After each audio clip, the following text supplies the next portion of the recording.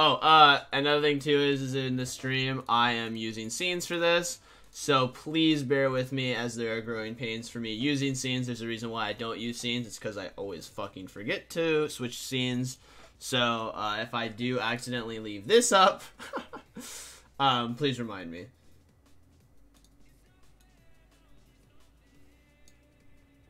Although I think I just fixed most of the problems that I might run into for that. Oh, I should add an alerts to this too. Browser. Alert box. Copy URL.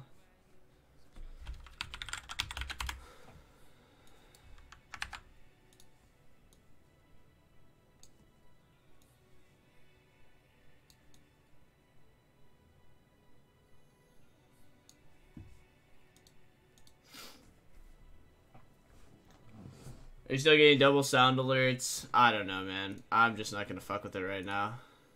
Okay, so let's mute music. We're gonna do this lesson, then we'll start hopping into games. So we'll be opening with a lesson. What elo is the person I am coaching? I can check that out. King of Heroes. Looks like gold 2. Gold 2 is what we're looking at right now.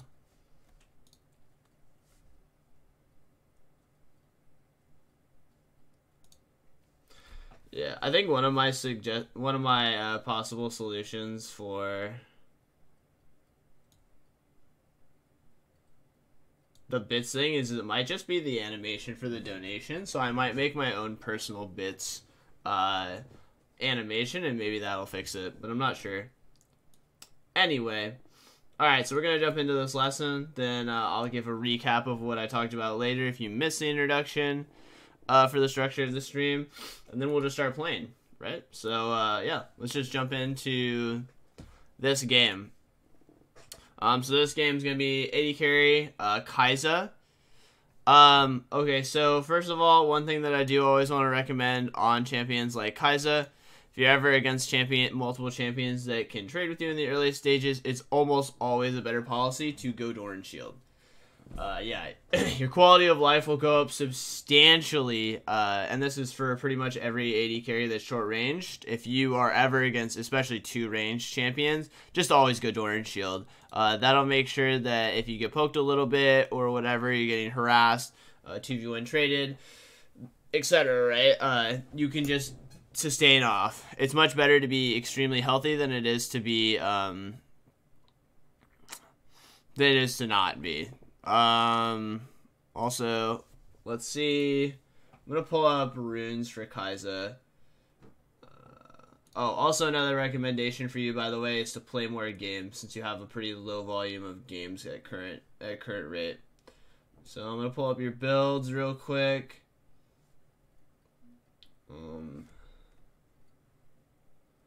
Looks like you run.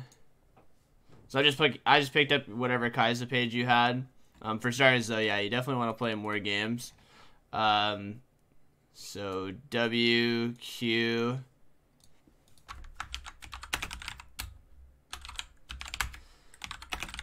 Always recommend that if you don't know what you're looking at for skill builds, I always pretty much just copy a pro player. So I'm just going to pull up Sneaky, because this is what I actually thought was different about yours.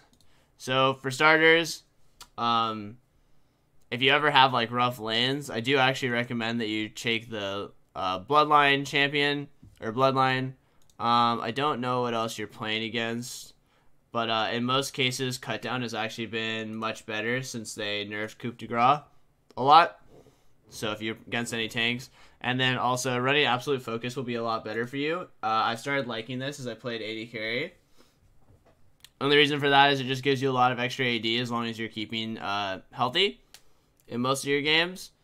So make sure that you go this. That way you have extra HP. It also is really good because Kaisa actually plays more like an assassin than she does an AD carry, in the sense that she tags someone with the W, and then she jumps on them, and she usually has full HP, right? Because she also receives a shield. So definitely want to see you changing up your rune page a little bit for that.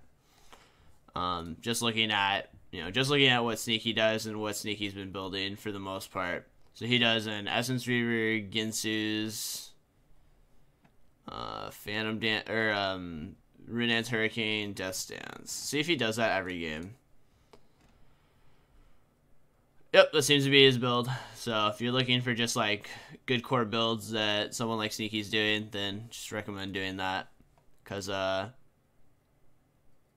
you don't have a Ginsu's in this build.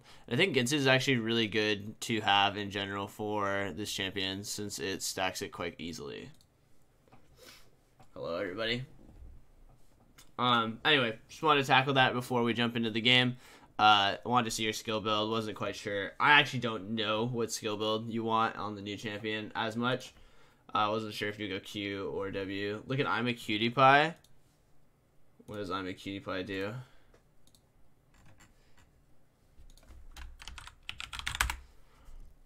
Has he been doing a different build? It's really hard for like pro players to get Kaisa, if I'm being honest. He has one fucking game of Kaisa.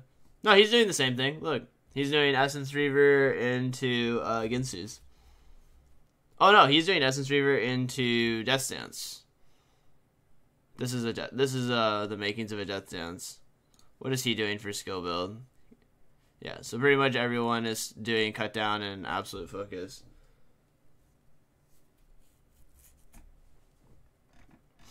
Okay, I don't really want to spend too much on the runes and stuff. I just wanted to like lightly graze over it in terms of builds, just so that you're a little bit more aware. And also, this is why I like absolute focus too, because it gives you like, I was trying it out and it just gives you like so much extra AD. All right, so you immediately start pushing. That's great. We're stepping up. Pretty much the reason why you push in the early stages. Oh, actually, let's talk about pushing. Because I think... I have no idea what just happened. Okay, so let's talk about pushing, right? Because I think this is actually something people don't quite understand. So, the way you actually want to push in every game is you just want to hit the range minions. Now, the reason why I want to hit the range minions is as follows. If you get all these range minions to one hit, you can immediately, on demand, push the wave instantly, right? You can clear all of those range minions. But you can leave all the range minions at one hit, and they don't take damage. Because just look at how minions work, right? Minions crash into each other, and all the minions hit each other, and they hit the melees, right? So anytime you're in a situation where you have like a push advantage, I recommend that you always hit the range minions and get them to one last hit, and then move to the next one if you really want to, and then just keep the wave in the middle. That way, if they come and contest it, you can instantly kill the range minions and start the push, but you can also keep it in the middle, and because of that, you have push advantage at any point in time. So, for example, right, you have all these range minions basically killable. The enemy lane starts to walk up on you. You press Q, it kills all the range minions, and you're now trading. You're now trading with minion advantage, which is basically the ideal situation that you have. Plus, then, you don't push it so hard that basically, as you can see from this, right, that you subsequently just push it into the turret. See, by doing this and you pushing it into the turret, you've kind of actually nullified a bit of your push advantage, especially with a champion that doesn't harass into the turret like Kaisa. What I mean by that is that this wave is just crashing into the turret, while there's no extra wave like hitting in the middle of the lane, and because of that, you're actually denying yourself the ability to continue pressuring. Because now you're not getting that much access to this wave. See, look, like your first wave advantage is nothing. The wave is actually at a net neutral again. So make a good habit of hitting the range minions and getting them low on HP, and then just don't touch them again until the enemy players potentially come to contest. That way you have, I like to use the term initiative, basically. You have the initiative to start the push whenever you want, but you also are controlling where the wave is, which is the ideal situation for pretty much everyone. Because at this point in time, as you can see right now, right, the wave is at a net neutral. Like, they can push, you can push. No one's going to hit level 2 at a crazy, control timing.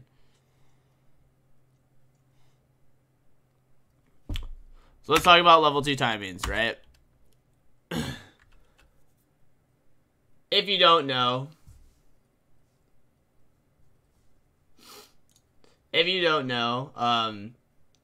it's 3 melees. It's the first full wave and then 3 melees. So in any situation where you have push advantage, right? They have 2 minions up. You have this minion already at half HP. You need to start surging forward. And what I mean by this is, when the melee is about to die, you need to be starting to walk forward and then hitting at the same time. That way you can utilize level 2 power spikes. As you can see from here, right? You have a full HP minion. That's not dying anytime soon. And you're level 2. You're not creating any pressure in this lane, even though you actually do hit level 2. So try to look for initiative when the minions are about to die. Because you can have trades like that, but across the wave. Like, in a situation like that, you could easily just jump on this guy and kill him, basically. So make sure that anytime that you're about to hit level 2, that you're walking forward to get that level 2 all in.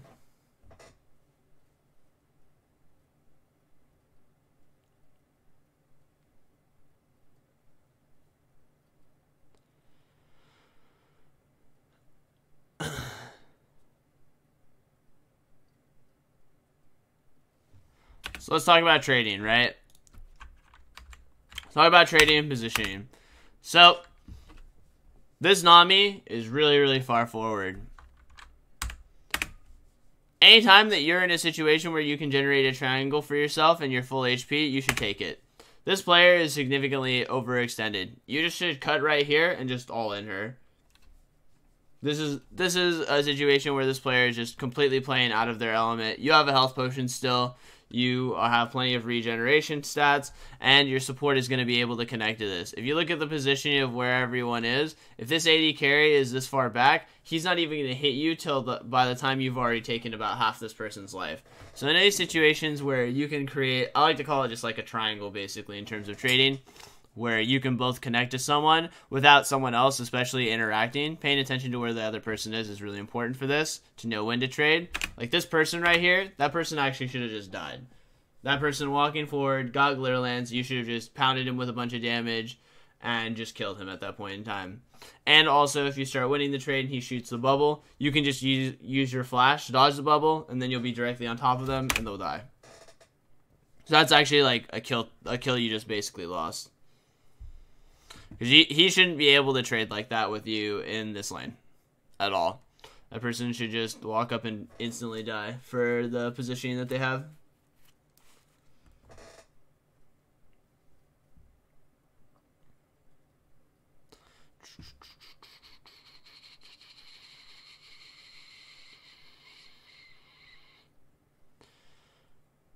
Alright, so we're just trading farm right now. We're just chilling. Alright, well, outside of the unfortunate cannon minion, CSing seems to be reasonably good, so that's always a positive. So I just want to show, like, that there's a theme, you know what I mean? Like, there's a theme where you can easily just crush this guy over and over again, the way this guy's trading, and you're not taking advantage of it at all. And we know where the jungler is pretty much most of this game, too.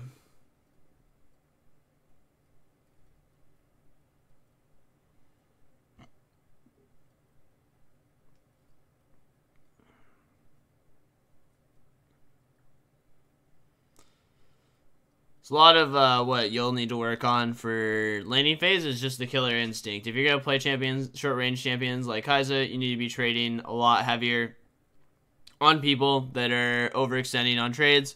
Also recommend still to take a Doran shield over a Doran's blade just in general, especially if you're against two range champions, since the likelihood that you get harassed out of the lane is very high. So just just showing, right? Like, just showing the triangle. Like, this player literally can't even interact with you taking heavy trades with him. Plus, you need to be utilizing your Lulu shield so that you can play aggressively and just get Lulu shielded, right? And then trade on him. He'll never out-trade the Lulu shield if you're just sitting there auto-attacking if the AD carry is not interacting. Right? Like, that player could just gets hit by a Glitter Lance and has to either flash or dies in most situations.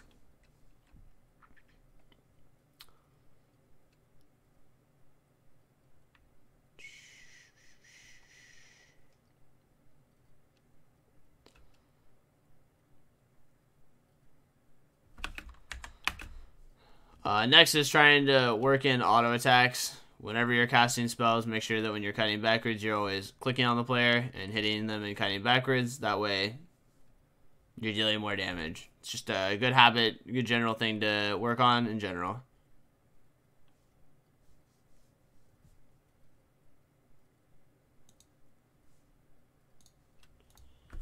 This is a gold 2. Gold 2. Holy shit. That stroke right there.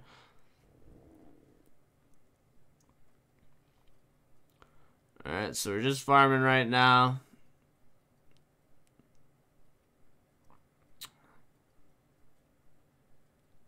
Oh, another thing to remember too is anytime you get a Lulu buff, the help picks will always guarantee that you last hit ranged minions, so you don't need to prep as well. Prep that for future reference, just so you know that number wise. All right, so we're pushing out the waves. Because you are in deep shit right now since you don't have any mana. You're going to have trouble getting this push going since you committed a bunch of extra spells to trying to last it under the turret.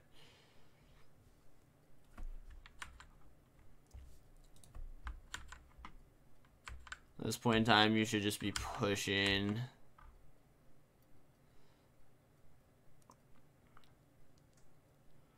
Alright, so we're just trading farm back and forth.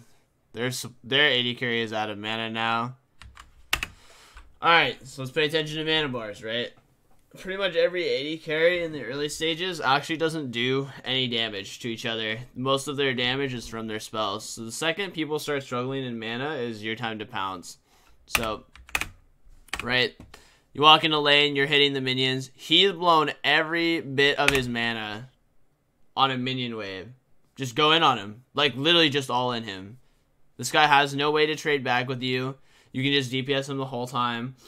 And pretty much anytime you run into a champion like Lulu too, if you're engaging in all in, just be mentally prepared to use your flash for the bubble. If you flash the bubble and that gets you on top of the person you're killing, you'll just instantly kill them in all ins. This is why Nami, like, a lot of times I don't like playing Nami, is because it's too easy for people to just dodge the bubble via like flashes and stuff like that.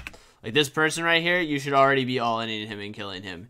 And the reason for that is he's used all his mana on the wave, right? He doesn't have like that big of a wave advantage. It's not like a bunch of minions are just going to turn and start mauling you while you go in. You have plenty of minions to fight back with. So pay attention better to people's mana, especially on champions like Kaisa. Kaisa is literally designed so that you can be all-inning. She's actually like a really strong duelist champion, especially if you can get her passive off. So make sure that you're looking a lot better for that. See, like right there, you had an inkling for it, right? Like if you just all in him right there, then you'll crush him. You'll crush him 100% of the time, especially with a Lulu shield too. There's no reason for you to let this guy push when he has no mana. Need a low what? Alright, I'll put that in my suggestion box.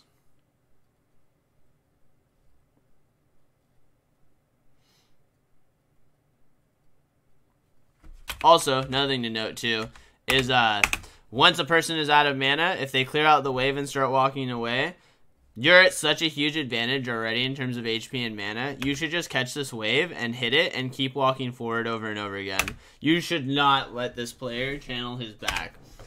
You should be chasing him across the lane while hitting these minions, getting a shield, and just stopping this guy from backing. You should never give... if you're in the mana position, you should never give someone the initiative to channel back first. You should always be pushing them into the turret, making them miss minions, etc. Like, if they want to get a back off, it should be because they're out of mana.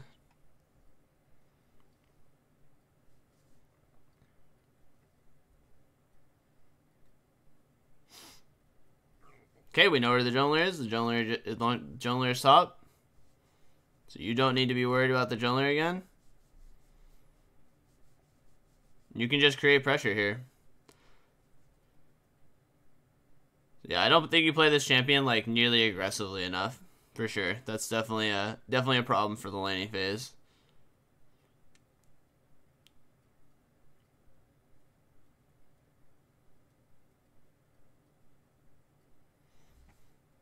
Because it eventually compiles and then your teammate just dies.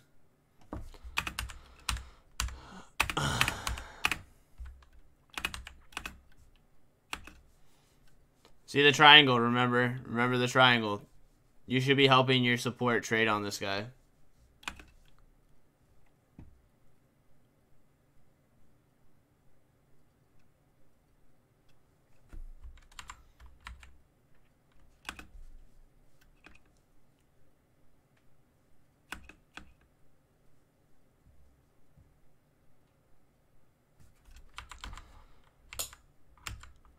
Lots of missed opportunities in lane for sure. Alright. We are going to... We're level 6 now. Perfect. What happens here? Oh, okay. He gets chunked. You hit a really good W. Good flash to get on top of him. So you've got the movement speed. You use the heal. Good juke. Good kill. Good job, dude. Oh, and the wave's on your side. So, this is a discipline thing. A lot of people are really bad.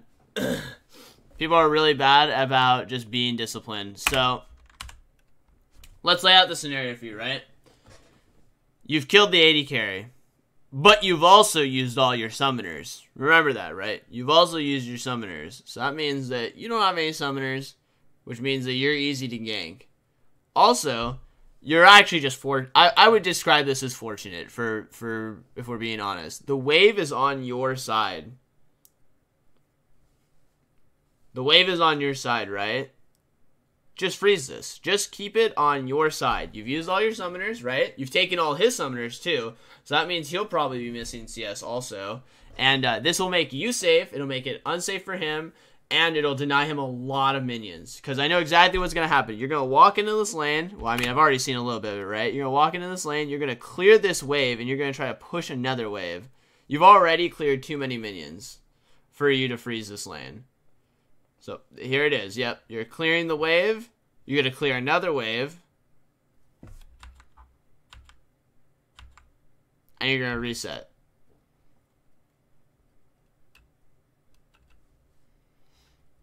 Okay. So here's how you freeze a wave.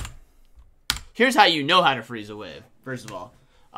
Numbers, right? Just counting minions. Counting minions will be extremely helpful for you in the future. It's how you know everything. Now, what ends up happening in most frozen waves is one of two things. Either you freeze it for a while, and then eventually, it's called a reinforcement rate, right? So, minions have to walk in a straight line at the same rate all the way to the lane, correct? Well, this is a lot earlier than, you know, the bottom minions running all the way through it. Now, because of that, your minions get to this basically, like, fight, right, a lot earlier, which eventually causes, even if you have a freeze, to eventually start pushing back.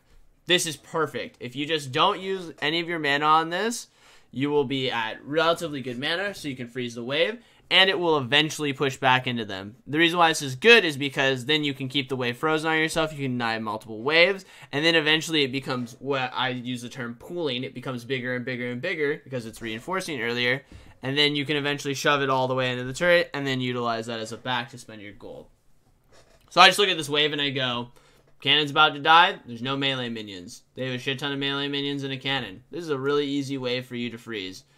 The way you should do the freeze is as follows.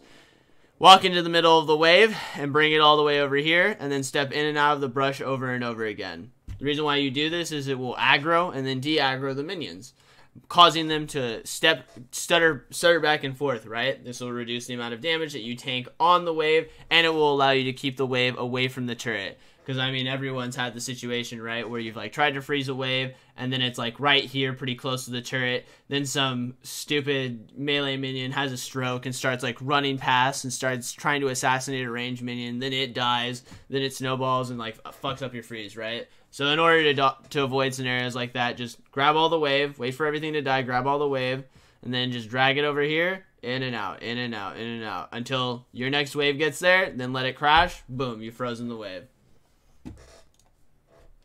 Because pushing this is actually a pretty big mistake. You just killed that AD carry. You can deny so many more minions this way than the other way. Plus, you didn't have like a ton of gold. I would not consider 700 gold after basically just coming off a buy as very much gold. Like, you bought your BF sword, you're in good shape. You don't need to do any of that. Plus, like I pointed out before, just having the wave on your side is going to be substantially better since you just used all your summoners. Giving up a wave position for basically like 15 AD is never worth. It's not an advantageous situation for you.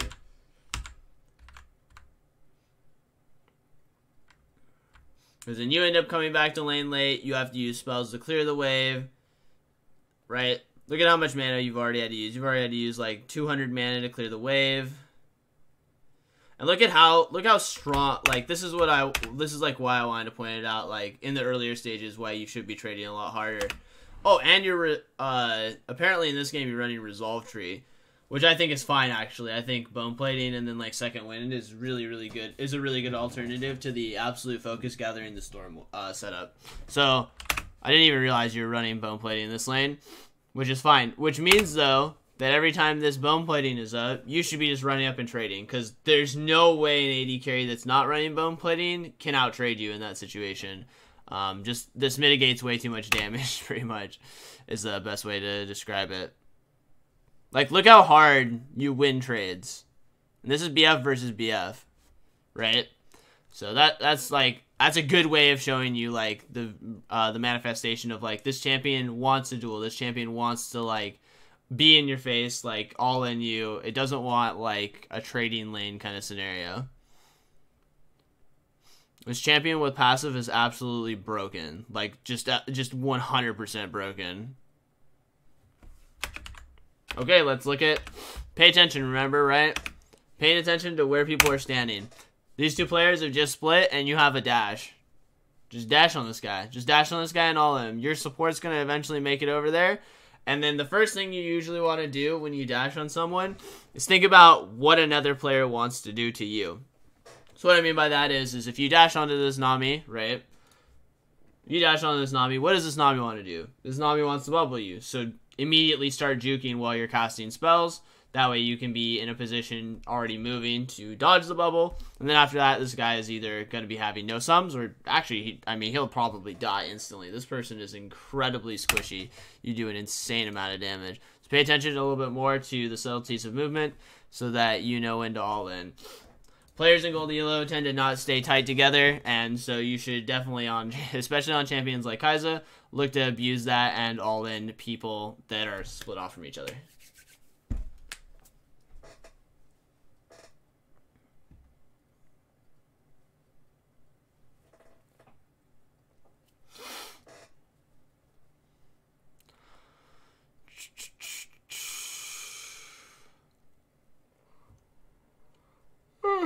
Also, if you have nowhere to pink, if you have push advantage, which definitely seems like it's happening in this game, then just pink behind you. That way you can deny the ward for the enemy team, and so that you can just always have a permanent ward behind you.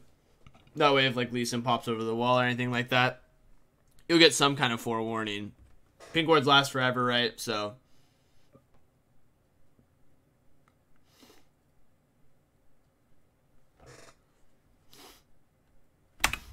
Alright, so let's talk about trading. Let's talk about dodging.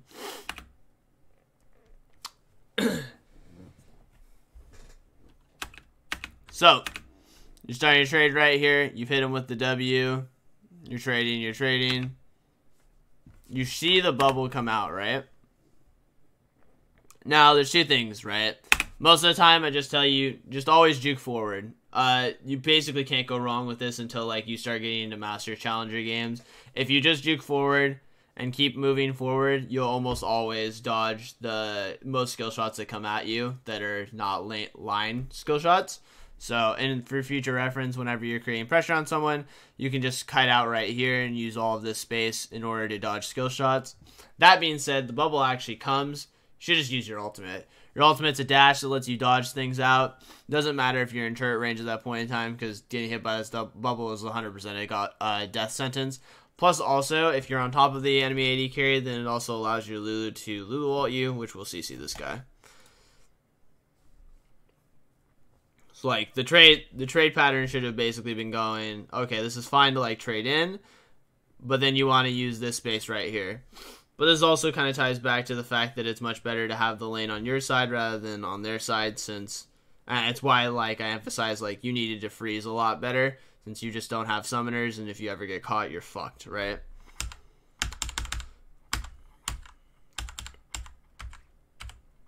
Alright, so the wave is on the turret. I guess you're scared of getting ganked. Alright, cool. We eventually do get the pink ward out.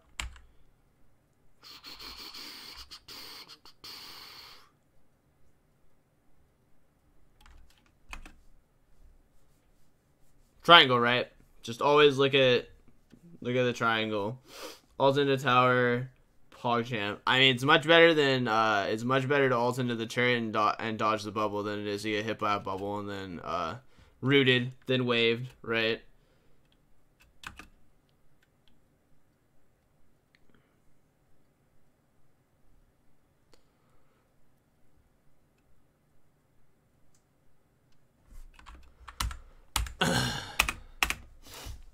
I know this is something like a lot of people, yeah, you get a shield too.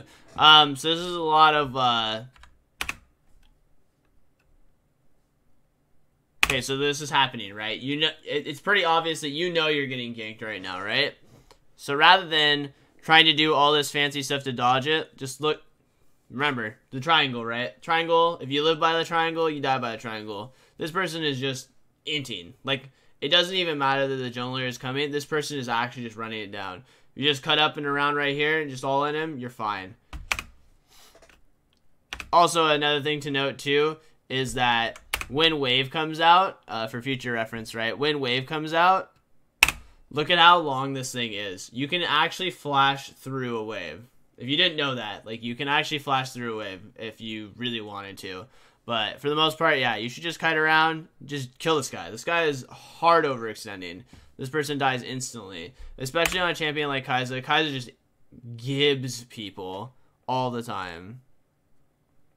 Like, look how easy it is for you to kill that person while people are on you.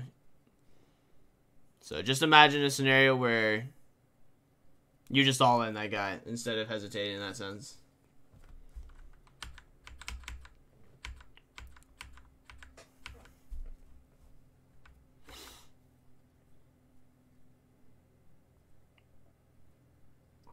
Alright, so the turret's dead. I like that you go top.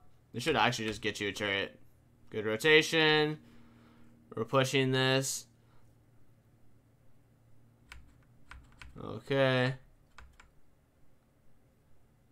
Catching mid-wave now. At this point in time, by the way, Kaisa is actually a pretty good champion at just going into side lanes and splitting. If, like, you're ever curious for the lane assignments, for the most part.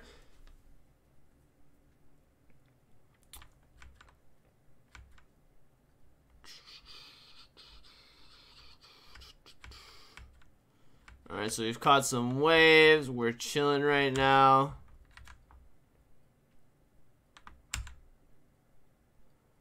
Walking over to whatever we can. Getting the red.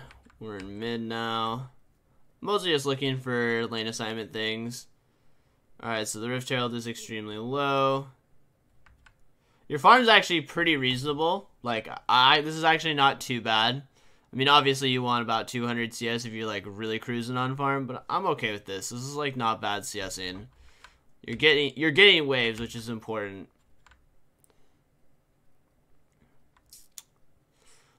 Any situation, by the way, where there's no neutral objectives up, just try to assign yourself to a side lane. So, like in this, right, you come mid, you stop a Rift Herald, right, but there's like this huge wave you can just go over and clear afterwards. So, like, after the Rift Herald is done, just walk up and clean this and push this all the way out. Remember what I said, Kaisa's actually a champion that is really good at pushing side lanes because she's a really strong duelist. So try to make sure that you're always constantly putting yourself in side lanes.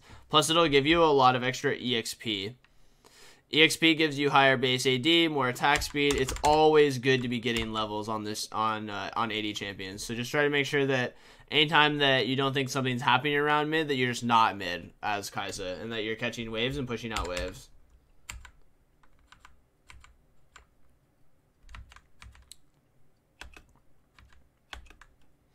So you push this out. You should just go for this next wave. You have red buff. No one can duel you.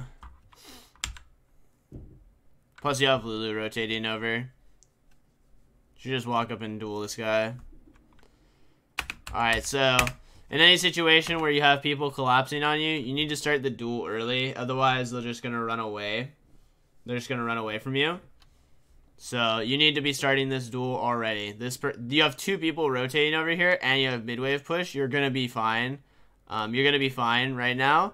So you just want to step up and start trading with him, like, lightly. Just get his interest and his attention. Either then he uses all his jumps to get away from you, and then your teammates can collapse on him with no jumps, right? Or he all-ins you, and you can just use your ultimate to dodge anything. As long as you fight him in the center of the lane, right, he has no way to push you around or slam you against walls. So you're not in threat of, like, dying in any way, shape, or form. Because this is just too much hesitation.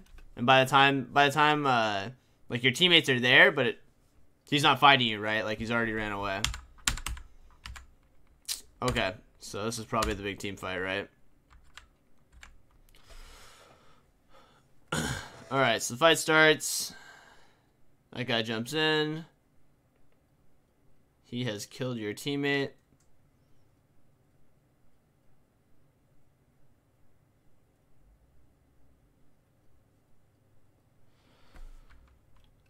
Okay, so let's tackle this one step at a time.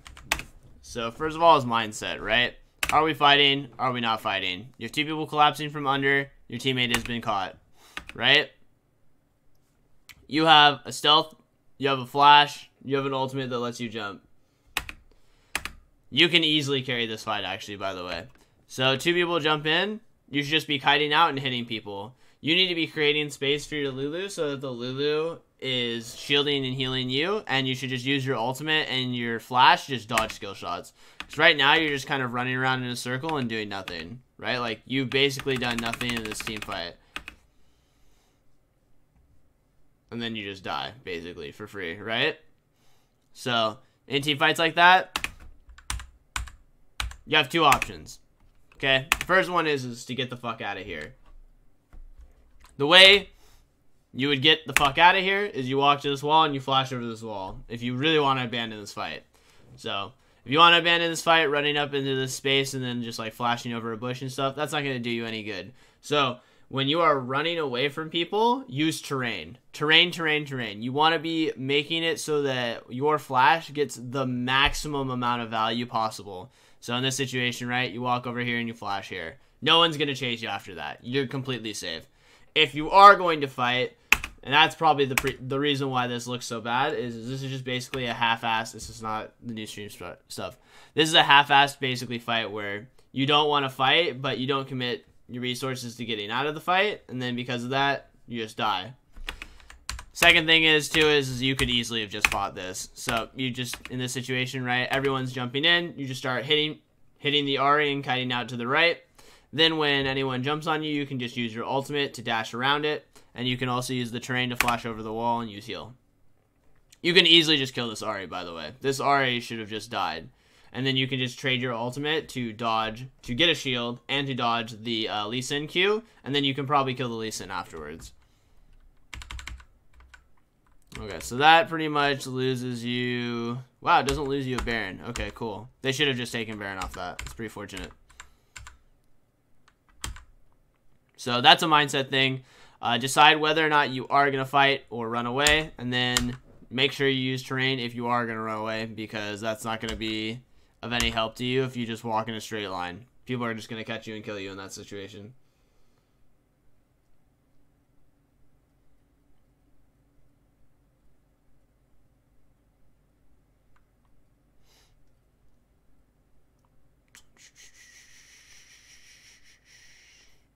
I think this is also why people buy Death Stance like pretty often. So let's talk about positioning, right? You start DPSing the dragon. You see the Nami walking over. When the Nami starts walking over, if you still want to hit the dragon, you just kite down like this. Remember, your Nekton and Wukong are not near you right now, so you want to create as much space as you possibly can between you and the players. So walk down like this. That way you're not near the Nami. Paying attention to where people are standing so that you don't get distracted by that is really important. There's no reason for you to get hit by a bubble in that situation, because that pretty much gets you guaranteed killed. So when positioning around objectives, make sure that you're paying attention to the players that can kill you. Pretty much everyone in League of Legends when you're an AD carry. So just make sure that you're kiting out. That way you're still DPSing the dragon at the same time so that you don't get hit by a bubble.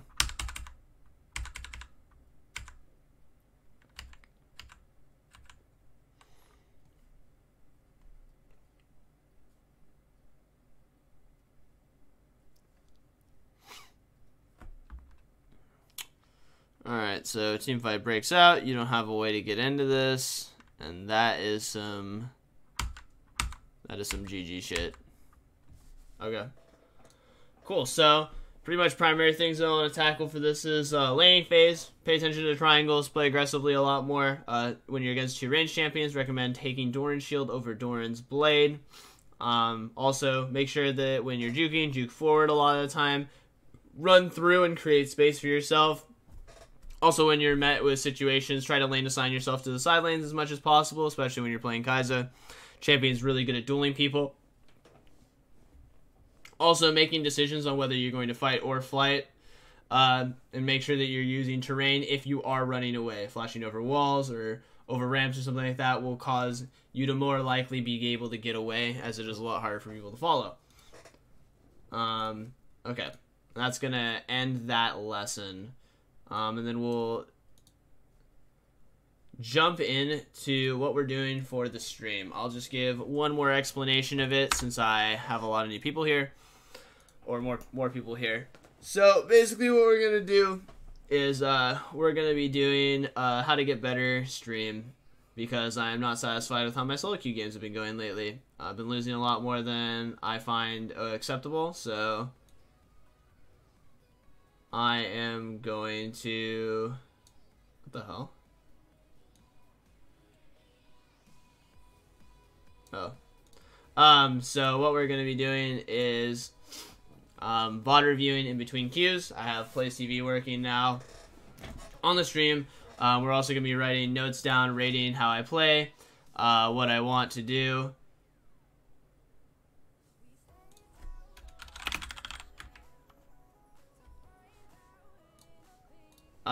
What we're doing, yeah, it's gonna be doing a lot of self-coaching stuff, writing notes down, what I think I should be doing better. Then the next day we'll probably be actively working on those things. First thing that I did was I immediately set up the champions that I want to do and how I want to do ban pick. If I'm the first 3 picks, I'm going to be banning Morgana early. That way I can potentially get Thresh or Blitzcrank. Zac, if I'm later in the stages of the draft, because it gives me a lot more variability for picks. I might start experimenting with Rakan, because I've always felt like I'm really comfortable on Rakan, and Soraka in specialty locations for team lanes.